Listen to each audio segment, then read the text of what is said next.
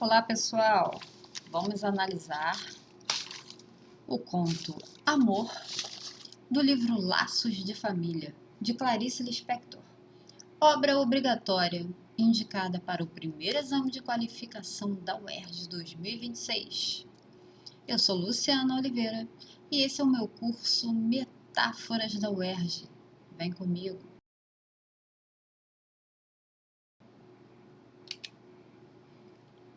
Essa é a capa do nosso material, do nosso e-book.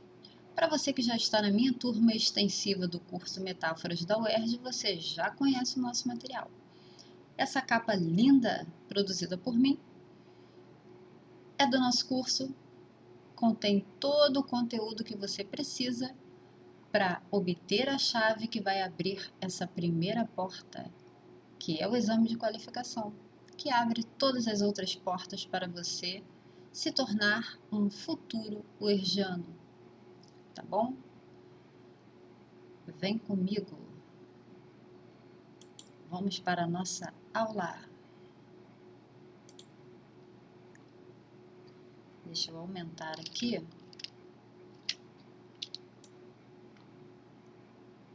Vamos à nossa leitura do conto. Conto Amor. Um pouco cansada, com as compras deformando o novo saco de tricô, Ana subiu no bonde, depositou o volume no colo e o bonde começou a andar. Recostou-se então no banco, procurando conforto, num suspiro de meia satisfação. Os filhos de Ana eram bons, uma coisa verdadeira e sumarenta. Cresciam, tomavam banho, exigiam para si mal criados instantes cada vez mais completos. A cozinha era enfim espaçosa. O fogão enguiçado dava estouros. O calor era forte no apartamento que estavam aos poucos pagando. Mas o vento batendo nas cortinas que ela mesma cortara, lembrava-lhe que, se quisesse, podia parar e enxugar a testa, olhando o calmo horizonte. Como um lavrador, ela plantara as sementes que tinha na mão, não outras, mas essas apenas, e cresciam árvores. Crescia sua rápida conversa com o cobrador de luz, crescia a água enchendo o tanque, cresciam seus filhos, crescia a mesa com comidas, o marido chegando com os jornais e sorrindo de fome, o canto importuno das empregadas do edifício. Ana dava a tudo, tranquilamente, sua mão pequena e forte, sua corrente de vida.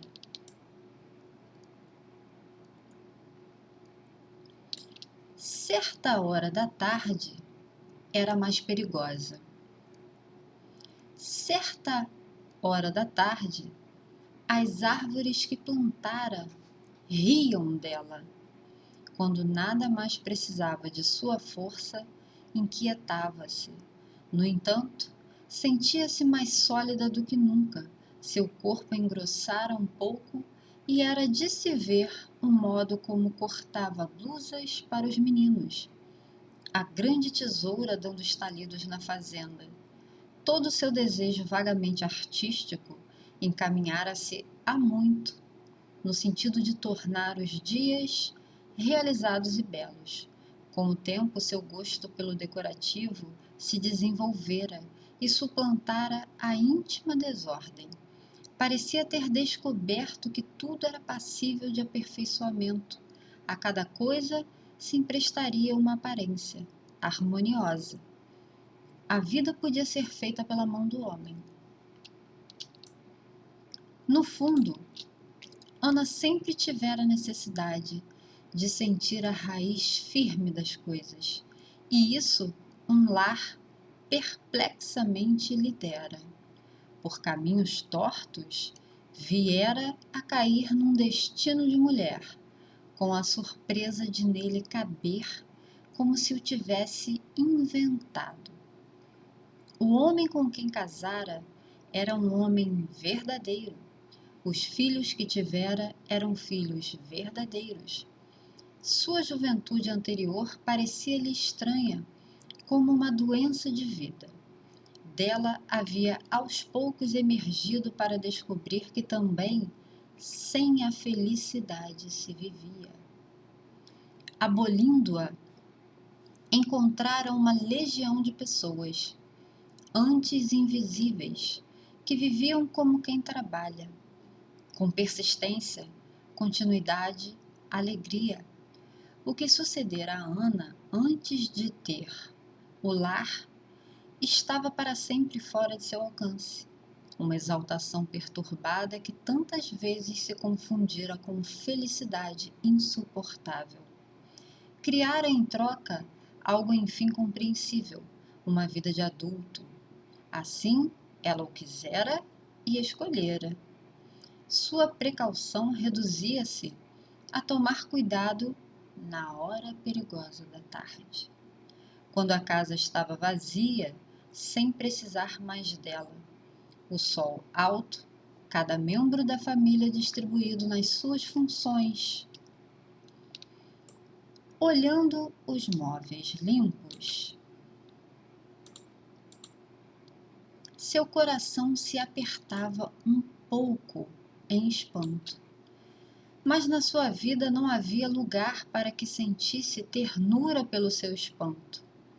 Ela o abafava com a mesma habilidade que as lides em casa lhe haviam transmitido. Saía então para fazer compras ou levar objetos para consertar, cuidando do lar e da família, à revelia deles. Quando voltasse era o fim da tarde e as crianças vindas do colégio exigiam-na. Assim chegaria a noite com sua tranquila vibração. De manhã, acordaria aureolada pelos calmos deveres.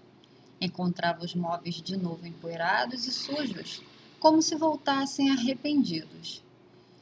Quanto a ela mesma, fazia obscuramente parte das raízes negras e suaves do mundo e alimentava anonimamente a vida. Estava bom assim. Assim ela o quisera e escolhera. O bonde vacilava nos trilhos, entrava em ruas largas. Logo, um vento mais úmido soprava, anunciando, mais que o fim da tarde, o fim da hora instável. Instável. Ana respirou profundamente e uma grande aceitação deu a seu rosto um ar de mulher. O bonde se arrastava, em seguida estacava. Até o Maitá tinha tempo de descansar. Foi então que olhou para o homem parado no ponto. A diferença entre ele e os outros é que ele estava realmente parado, de pé. Suas mãos se mantinham avançadas, era um cego. O que havia mais que fizesse Ana se aprumar em desconfiança? O que havia mais que fizesse Ana se aprumar em desconfiança? Alguma coisa intranquila estava sucedendo. Então ela viu. O cego mascava chicles. Um homem cego mascava chicles. Ana ainda teve tempo de pensar por um segundo que os irmãos viriam jantar. O coração batia-lhe violento, espaçado. Inclinada, olhava o cego profundamente como se olha o que não nos vê. Ele mastigava goma na escuridão, sem sofrimento, com os olhos abertos. O movimento da mastigação fazia-o parecer sorrir e de repente deixar de sorrir. Sorrir e deixar de sorrir. Como se ele a tivesse insultado. Ana olhava-o, e quem a visse Teria a impressão de uma mulher com ódio, mas continuava a olhá-lo, cada vez mais inclinada. O bonde deu uma arrancada súbita, jogando-a desprevenida para trás. O pesado saco de tricô despencou-se do colo, ruiu no chão. Ana deu um grito. O condutor deu ordem de parada antes de saber do que se tratava. O bonde estacou. Os passageiros olharam assustados. Incapaz de se mover para apanhar suas compras, Ana se aprumava pálida, uma expressão de rosto há muito não usada. Ressurgira-lhe com dificuldade, ainda incerta, incompreensível.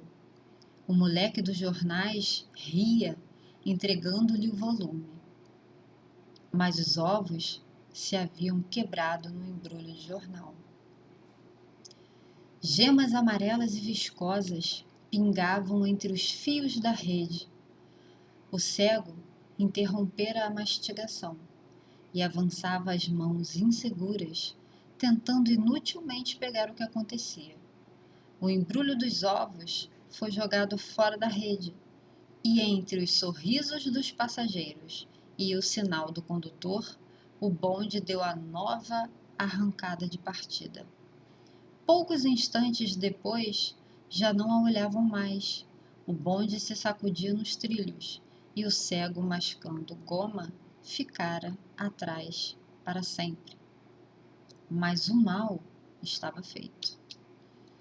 A rede de tricô era áspera entre os dedos, não íntima como quando a tricotara. A rede perdera o sentido e estar num bonde era um fio partido. Não sabia o que fazer com as compras no colo. E como uma estranha música, o mundo recomeçava ao redor. O mal estava feito. Por quê? Teria esquecido de que havia cegos? A piedade a sufocava. A piedade a sufocava. Ana respirava pesadamente. Mesmo as coisas que existiam antes do acontecimento,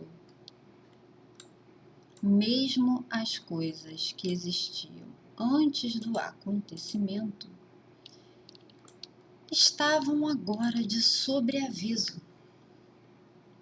Tinham um ar mais hostil, perecível.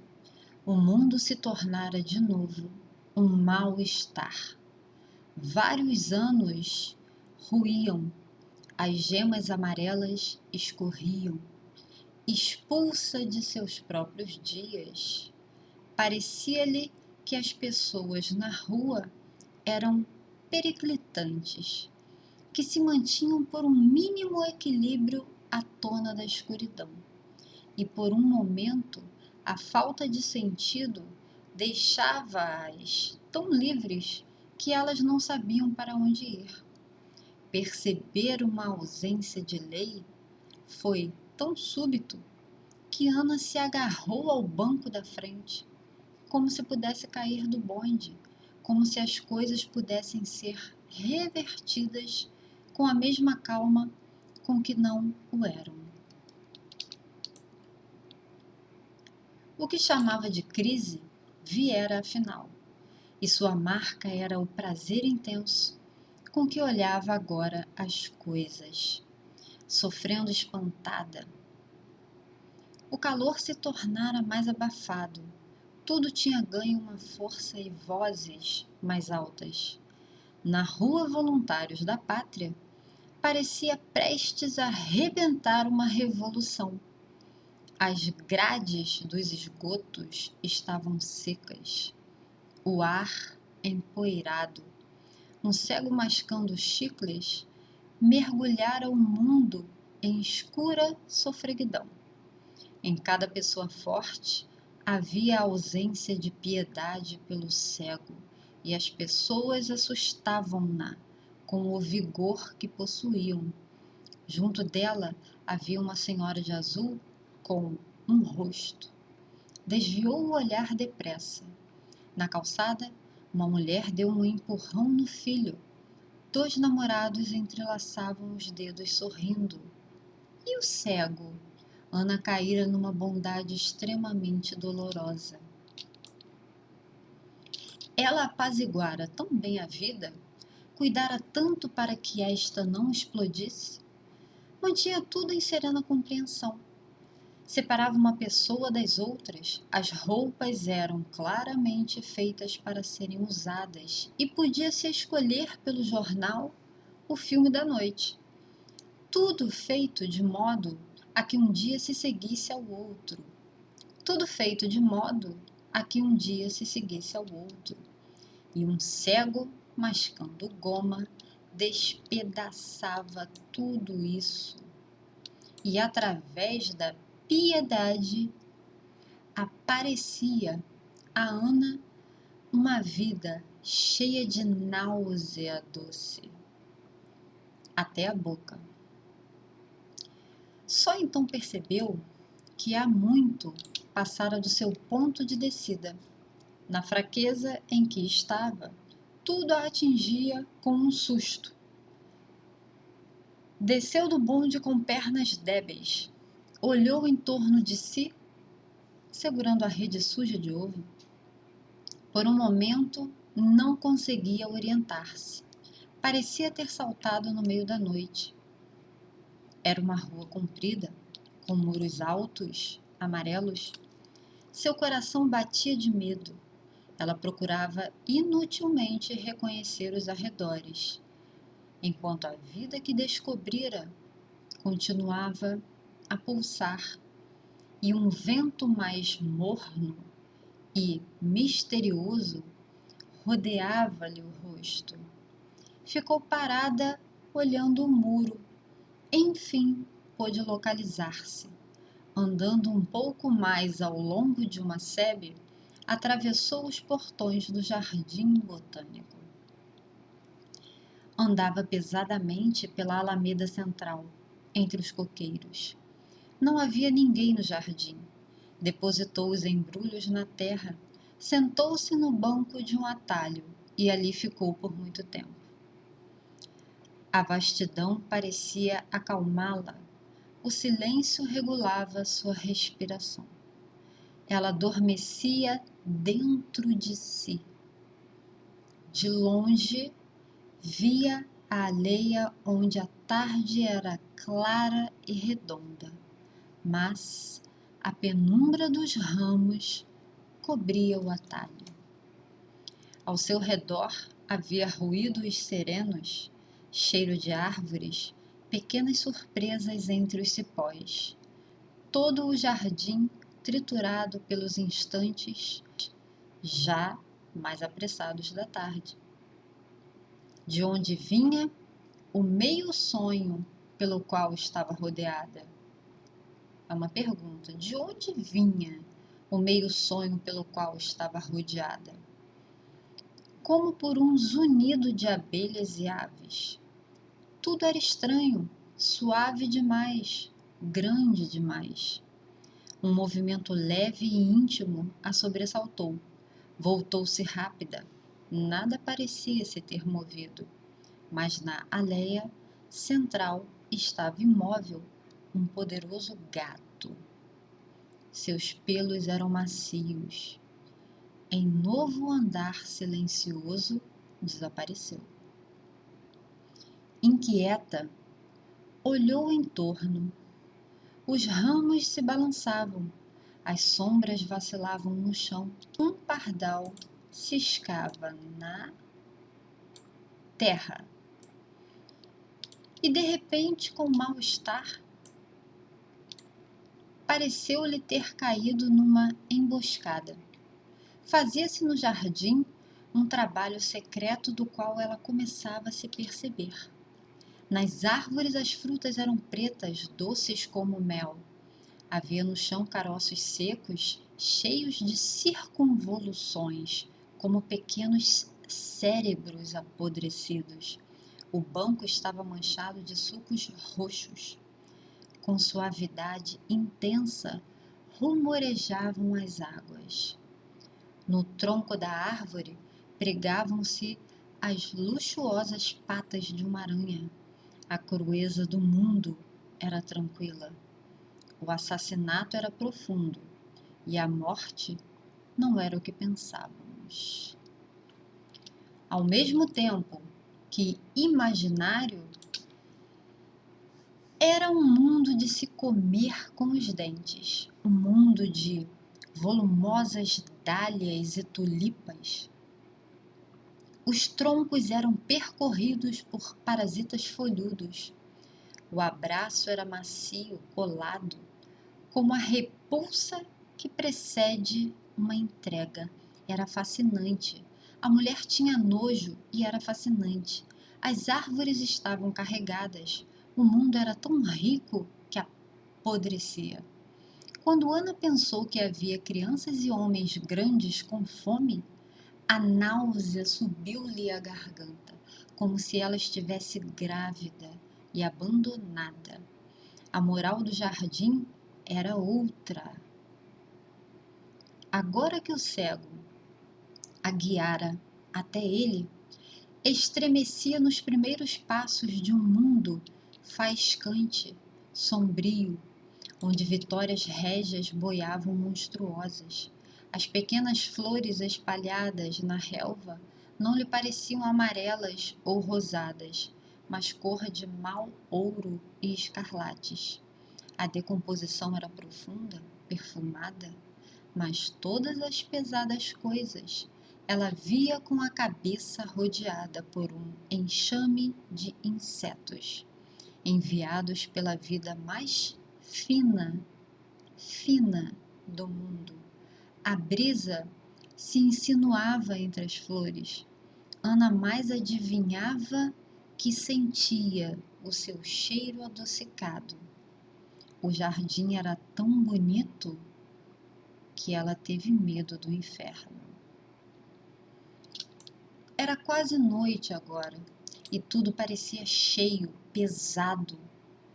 Um esquilo voou na sombra. Sob os pés a terra estava fofa. Ana aspirava com delícia. Era fascinante e ela sentia nojo. Mas quando se lembrou das crianças diante das quais se tornara culpada, ergueu-se com uma exclamação de dor. Agarrou o embrulho, avançou pelo atalho obscuro, atingiu a alameda, quase corria e via o jardim em torno de si. Com sua impersonalidade soberba, sacudiu os portões fechados, sacudia-os segurando a madeira áspera. O vigia apareceu espantado de não a ter visto. Enquanto não chegou à porta do edifício, parecia à beira de um desastre. Correu com a rede até o elevador, sua alma batia-lhe no peito. O que sucedia? A piedade pelo cego era tão violenta como uma ânsia, mas o mundo lhe parecia seu, sujo, perecível, seu. Abriu a porta de casa. A sala era grande, quadrada. As maçanetas brilhavam limpas, os vidros da janela brilhavam, a lâmpada brilhava. Que nova terra era essa? E por um instante, a vida sadia que levara até agora pareceu-lhe um modo moralmente louco de viver. O menino que se aproximou correndo era um ser de pernas compridas e rosto igual ao seu, que corria e a abraçava. Apertou-o com força, com espanto. Protegia-se trêmula, porque a vida era periclitante. Ela amava o mundo, amava o que fora criado, amava com nojo, do mesmo modo como sempre fora fascinada pelas ostras, com aquele vago sentimento de asco que a aproximação da verdade lhe provocava, avisando-a. Abraçou o filho, quase a ponto de machucá-lo, como se soubesse de um mal, o cego ou o belo jardim botânico. Agarrava-se a ele, a quem queria acima de tudo. Fora atingida pelo demônio da fé. A vida é horrível, disse-lhe baixo, faminta. O que faria se seguisse o chamado do cego? Iria sozinha. Havia lugares pobres e ricos que precisavam dela. Ela precisava deles. Tenho medo, disse. Sentia as costelas delicadas da criança entre os braços. Ouviu o seu choro, assustado. Mamãe, chamou o menino. Afastou-o, olhou aquele rosto. Seu coração crispou-se. Não deixe mamãe te esquecer, disse-lhe. A criança mal sentiu o abraço se afrouxar, escapou e correu até a porta do quarto, de onde olhou-a mais segura. Era o pior olhar que jamais recebera. O sangue subiu-lhe ao rosto, esquentando-o. Deixou-se cair numa cadeira, com os dedos ainda presos na rede. De que tinha vergonha? Não havia como fugir. Os dias que ela forjara haviam se rompido na crosta e a água escapava. Estava diante da ostra e não havia como não olhá-la. De que tinha vergonha? É que já não era mais piedade, não era só piedade. Seu coração se enchera com a pior vontade de viver. Já não sabia se estava do lado do cego ou das espessas plantas. O homem pouco a pouco se distanciara e, em tortura, ela parecia ter passado para o lado dos que lhe haviam ferido os olhos.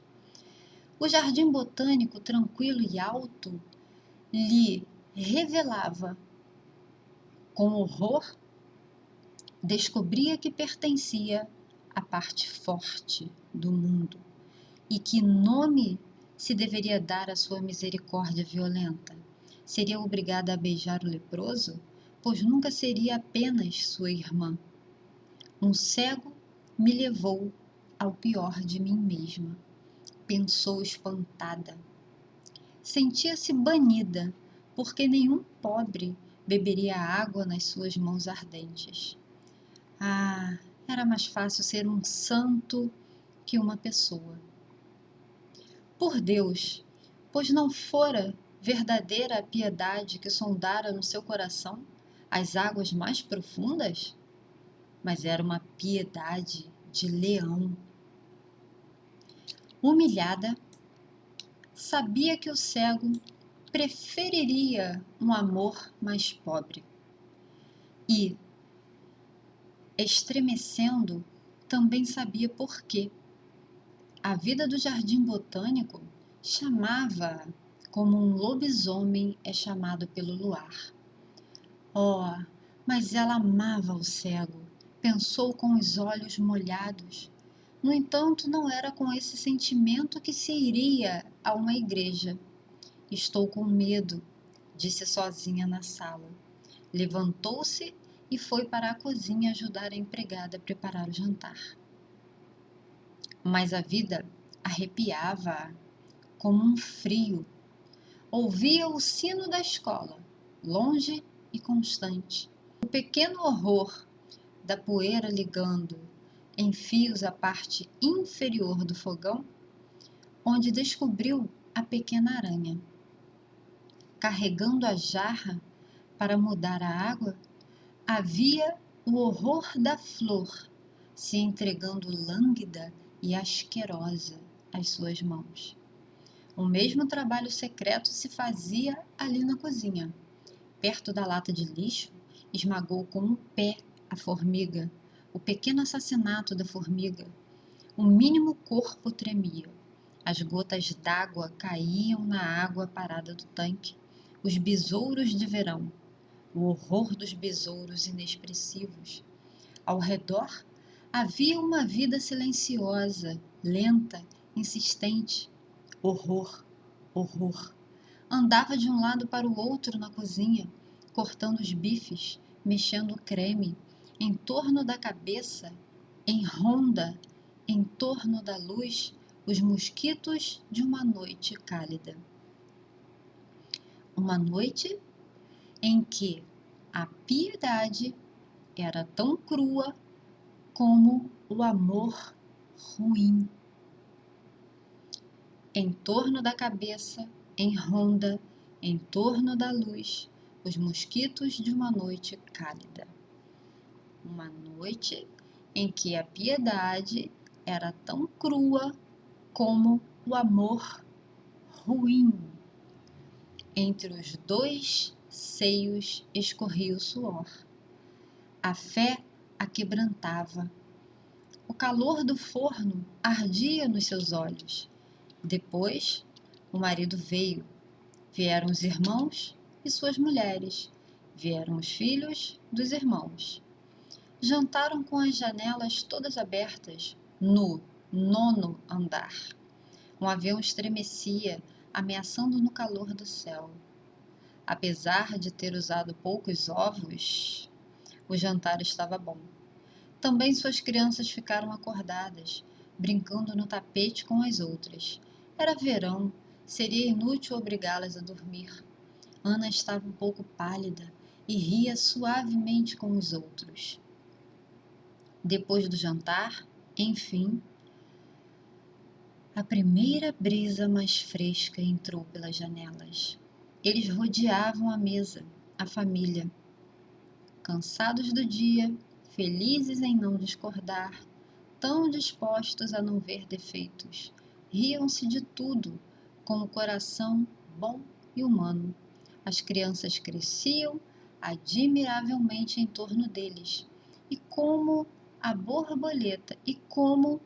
uma borboleta, Ana prendeu um instante entre os dedos, antes que ele nunca mais fosse seu.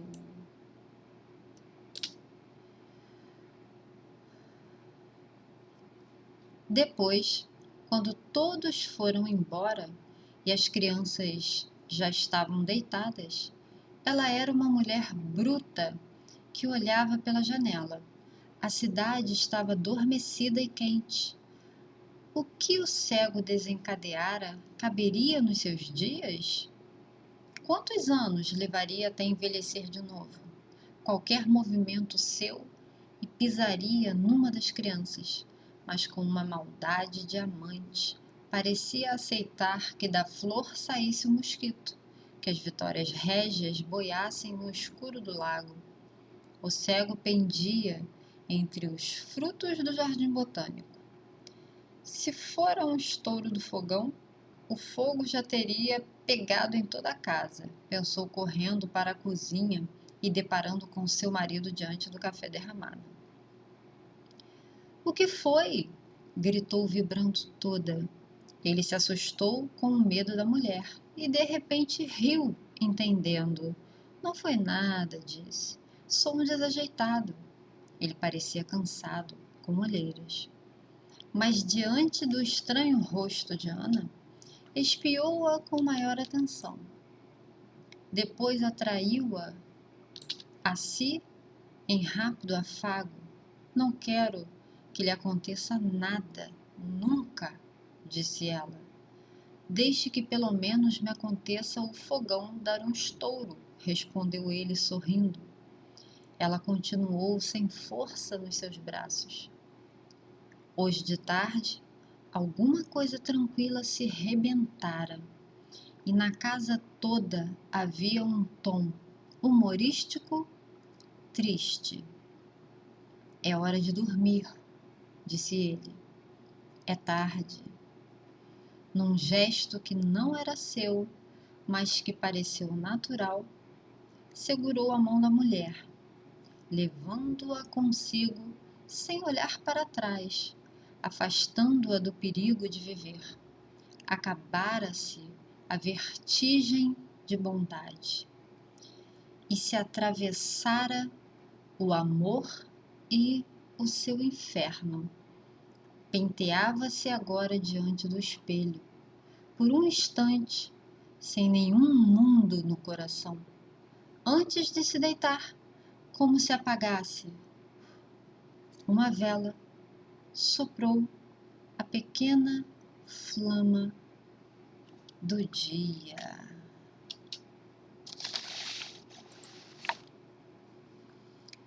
Me conta o que você achou dessa leitura, desse texto, tá bom?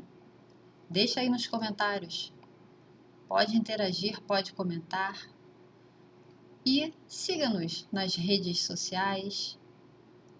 Deixe seu comentário, sua sugestão. Vamos debater sobre esse conto interessantíssimo. Até a próxima!